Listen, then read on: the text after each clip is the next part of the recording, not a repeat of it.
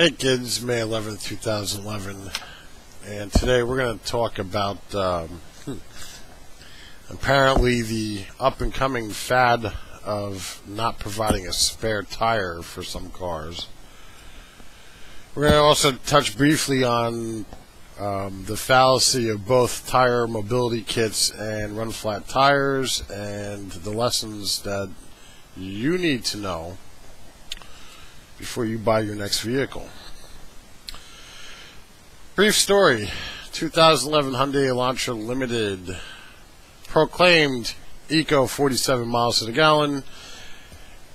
Get a call to go and tow the vehicle this weekend, and I go over there. It's a brand new car. It's only got 3,000 miles on it. Customer informs me she's got a bubble in the sidewall of her right front tire. So I, of course, am of the opinion, well, why don't you just change it? You know, a lot easier to do that than to tow your car 20 miles to the dealer. She informs me that she would have done that herself, but the 2011 Hyundai Elantra Limited does not come with a spare. Hyundai claims they do this in order to get their 47 miles per gallon or 49 miles per gallon or whatever horseshit they're trying to sell you. I have a hard time believing that taking the 35 pounds of weight out of the trunk, which is your spare tire, your jack, and your lug wrench, really makes that much of a difference, considering the fact that my customer weighs 120 pounds soaking wet. She has absolutely nothing in her car at all, and she has yet to obtain the 47 or so miles per gallon that Hyundai claims she should be having. And that's with nothing in the car at all. Not exclusive to Hyundai, apparently. Oh, and there's no run-flat tires on these cars either. You know, run-flat tires are exclusive to, like, Corvettes and BMWs, and apparently the Volvo XC does this. But you will not see these on the local grocery getter. Chevy Cruze Eco, 58 miles per gallon. They claim they need to do the same thing in order to obtain that Eco 58 miles per gallon rating. 2011 Ford Mustang Premium with the V6 and the 19-inch wheels, also no spare. Ford Focus, however, some of them have what they call a tire mobility kit, as does BMW and Volvo. The joke behind the tire mobility kit, all it is a little tiny pouch, probably no bigger than, you know, probably definitely no bigger than a small kid's lunchbox. It's probably smaller than that. It's just a tire compressor, a bottle of Fix-A-Flat, and a tire gauge. The fallacy with the tire mobility kit is that more than half of your flat tires are sidewall punctures. So that won't do you no good. But don't worry, we have this new technology called run-flat tires. Well, and here's the fallacy of that.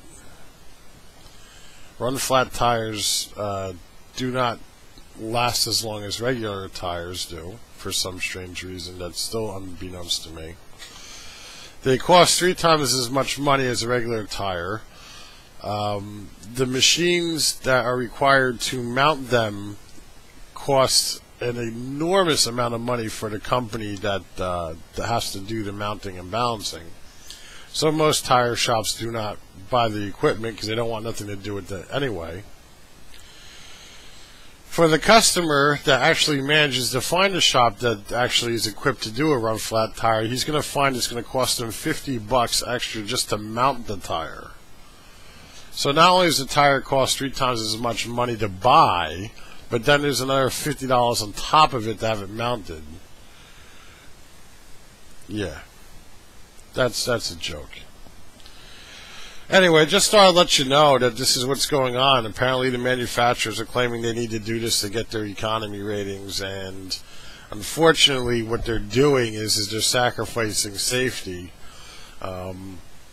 If you go to the Surface Transportation Board website, I believe there you can get the statistics on roadside hazards, and basically the statistic is the longer you stay on the side of the road disabled, your chances of being struck by another automobile start to increase exponentially. It's like a bell curve.